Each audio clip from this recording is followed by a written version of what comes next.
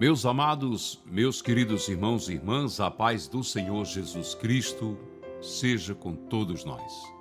Amados, nós queremos, na palavra de hoje, de agora, nesse momento em que Deus nos dá a direção de uma palavra, falar sobre as vezes em que Deus transforma o mal que ocorre, que acontece em nossas vidas, em bem.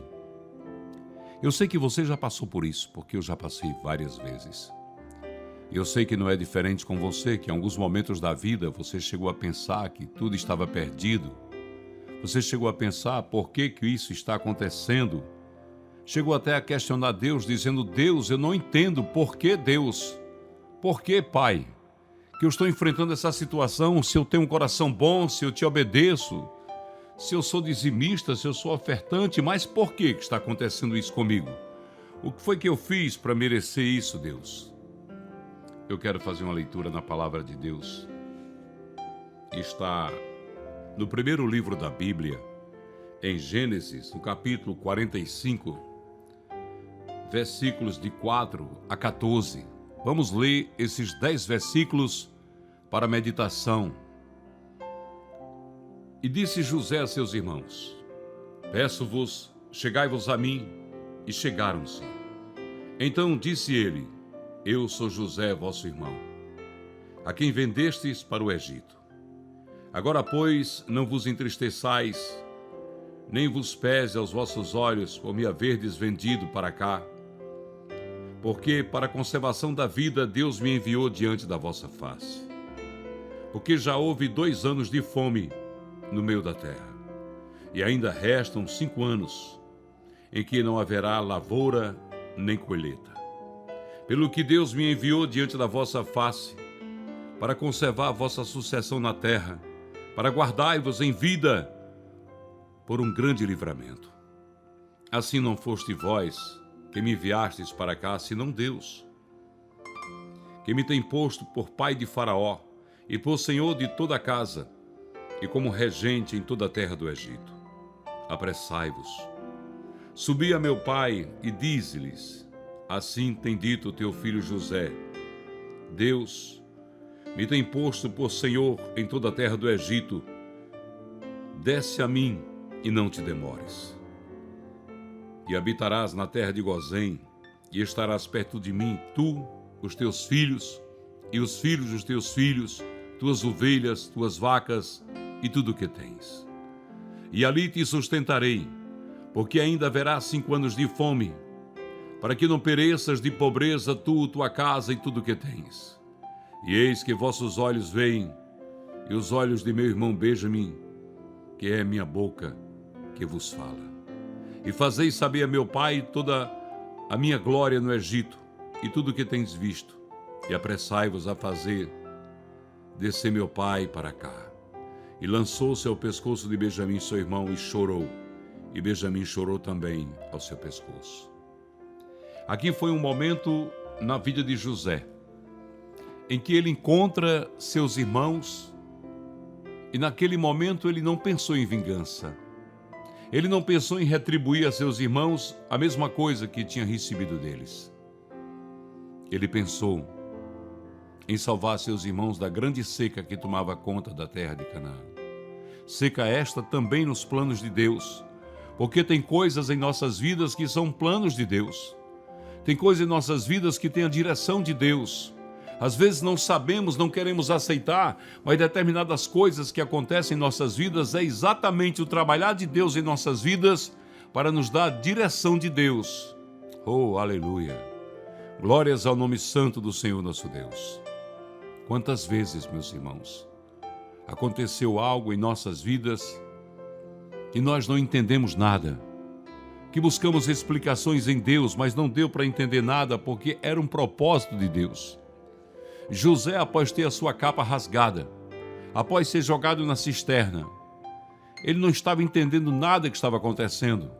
Depois ele é vendido aos mercadores que levam ele atado, preso em cordas para o Egito, e ele caminhou naquele deserto muito tempo, arrastado por cavalos.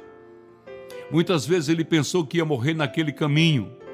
Quantas vezes nós pensamos: Deus, eu vou morrer nesse deserto, Eu não tenho como chegar, Senhor, do outro lado. Não tenho forças. Quantas vezes José caiu de sede e fome no meio do caminho e foi arrastado pelas areias quentes daquele deserto. Não sabia ele que para onde o mal dos seus irmãos o estava levando era o lugar da glória e da salvação de toda a sua família. Quantas vezes nós enfrentamos lutas assim, queridos? Quantas vezes, Pai?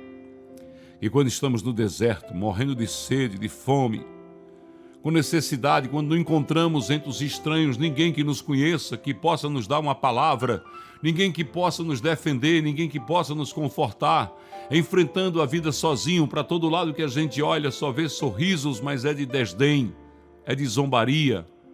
Enquanto José estava no fundo da cisterna, não apareceu ninguém para tirar ele de lá. Pelo contrário, os irmãos que estavam lá em cima planejavam sua morte. Uns diziam, vamos matá-lo aqui mesmo. Outros diziam, não. Judá o defendeu naquele momento. Mas muitos queriam, Manassés era um que queria matá-lo, queria tirar a sua vida. E se ele fosse tirar a vida de José, não conseguiria, porque havia um plano de Deus na vida de José. Ninguém vai conseguir te matar antes que os planos de Deus se cumpram em sua vida. Ninguém vai conseguir matar a sua fé, os seus sonhos. Ninguém vai conseguir destruir aquilo que Deus tem para a sua vida. Tome posse dessa palavra. Essa palavra você está ouvindo não é à toa. Foi Deus que direcionou você aqui para ouvir esta palavra. Oh, aleluia! Louvado seja o santo e poderoso nome do Senhor Jesus Cristo. Quantas coisas Deus transformou o mal em bem. Ah, glória a Deus. Pense nisso. Comece a pensar nos livramentos que Deus te deu. Comece a pensar no alimento que Deus colocou em tua mesa. Comece a pensar na glória que Deus derramou dele sobre a sua vida. Comece a pensar nas vezes em que os anjos de Deus te protegeram e te guardaram. Deus transforma mal em bem. E eu estou pregando para pessoas que estão passando dificuldades, pessoas que estão enfrentando lutas e que estão sem saber o que será nesse deserto. Será que eu vou morrer, meu Deus, nesse deserto? Pensava José. Para onde estão me levando? Os mercadores sorriam e pensavam só no lucro que ele poderia dar no mercado escravo do Egito. Tem muita gente pensando só no que você pode fazer de bem para eles, mas não pensam no que você representa verdadeiramente para Deus e para eles. Tem muita gente somente usufruindo do seu suor, do seu sangue, da sua luta, mas não reconhece o valor que você tem. Deus, meu Deus, quantas mulheres existem que não são valorizadas, que são tratadas como escravas, simples empregadas, cuidadoras, simples lavadeiras, cozinheiras, mas não têm o seu valor reconhecido. Nunca é chamada para uma diversão, nunca é chamada para sair com um homem que ela ama. Ela é sempre vista como uma força de trabalho. José também se sentiu assim, amados. Quando ele chegou no Egito, ele foi vendido. E ele sentiu exatamente isso. Sentiu que os seus irmãos tinham feito um grande mal a ele. Depois José passou por algumas fases. Ele era honesto, ele cria em Deus. Ele sabia que Deus era poderoso para mudar aquela situação em meio àquela luta toda. Ele não negou o nome do seu Deus. Ele guardava no coração a palavra de Deus ensinada por seu pai Jacó. Foi levado para a casa de Potifar, general do exército egípcio. E ele pensou, agora pronto, agora chegou a oportunidade de eu sair desse lado. Só que ele não sabia que ele precisava descer ainda mais, sofrer ainda mais um pouco. E a mulher de Potifar tenta seduzi-lo, mas ele foi fiel a Deus e ao Senhor que ele tirou do mercado escravo. Mas ela o incriminou.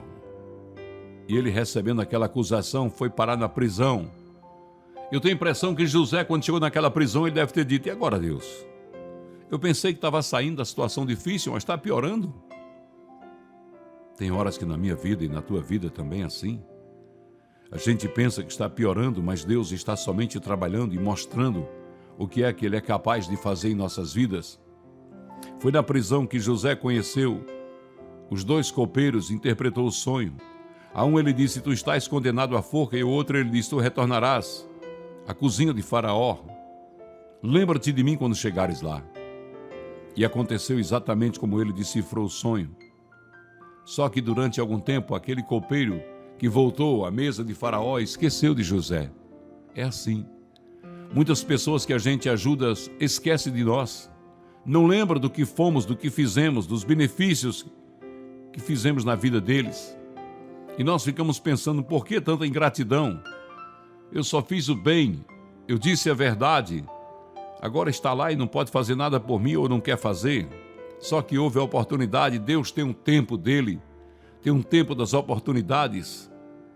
E quando o Faraó teve o sonho com as vacas magras e gordas, os magos de Faraó, os mágicos, aqueles homens que viviam lá de Faraó para decifrar os seus sonhos, aqueles homens que eram considerados sábios no palácio de Faraó, não souberam interpretar o sonho. E Faraó ficou revoltado e pensou, não tem nesse reino alguém que possa interpretar este meu sonho? E o copeiro disse, lá na prisão, aleluia, aleluia, lá na prisão tem um homem chamado José. Ele sabe interpretar o seu sonho. E foi aí que Deus tocou no coração de Faraó, que mandou chamá-lo. E quando José falou para ele sobre a seca, a fome, sobre o que estava por vir, Faraó entendeu que ele estava falando algo maravilhoso e disse a ele, vou te colocar meu anel no teu dedo e eu só serei maior do que você quando estiver no trono. Você será governador do Egito. Faça tudo para que não haja fome no Egito. E o Egito não só não houve fome, como alimentou outras nações. E por causa da presença de José naquele palácio, o faraó se tornou o homem mais rico da terra, porque ele conseguia trocar alimento por prata, por ouro, por coisas valiosas, porque os outros reinos não haviam se preparado para passar por aquela seca, aqueles anos de seca, 7 anos de seca e 7 anos de bonança. José aproveitou os 7 anos de bonança, plantou e encheu os celeiros do Egito, construiu grandes celeiros em todo o Egito e armazenou.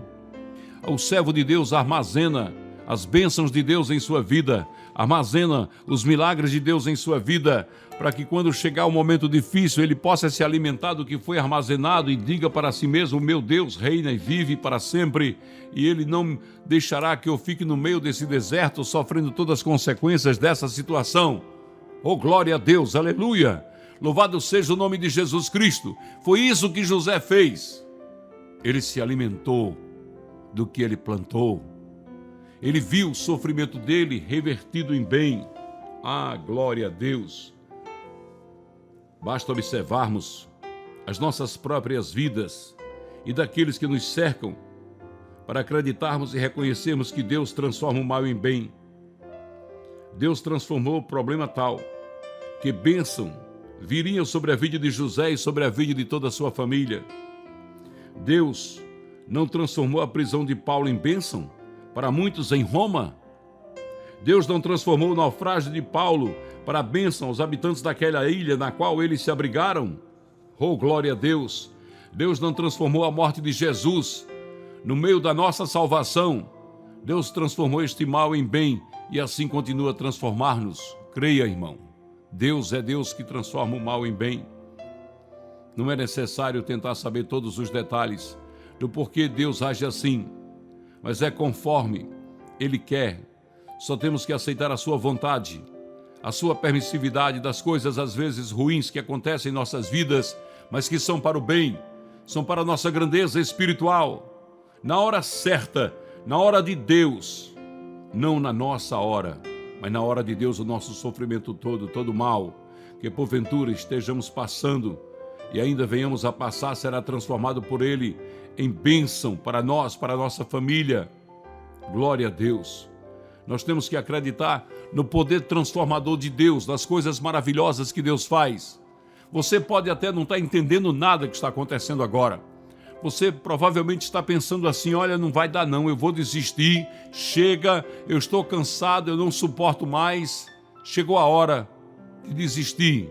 Mas nessa mensagem Deus está falando para o seu coração, chegou a hora de você colocar a sua fé em ação e crer no que eu vou fazer na tua vida.